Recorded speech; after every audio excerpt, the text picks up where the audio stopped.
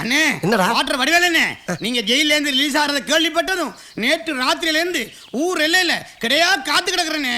அது சரி. கேவலம் ஒரு குவார்டர் பாட்டிலுக்காக கொலை பண்ணிட்டீங்களாமே. அம்மா.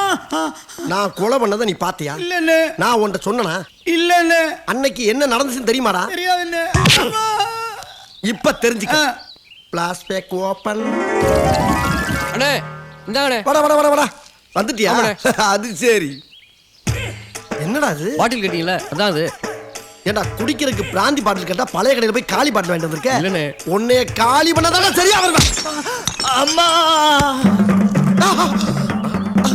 ஐயோ குவாட்டர் பாட்டில் கொலை பண்ணிட்டாரு. குவாட்டர் பாட்டில் கொலை பண்ணிட்டாரு. குவாட்டர் பாட்டில் கொலை பண்ணிட்டாரு. குவாட்டர் பாட்டில் கொலை பண்ணிட்டாரு. குவாட்டர் பாட்டில் கொலை பண்ணிட்டாரு.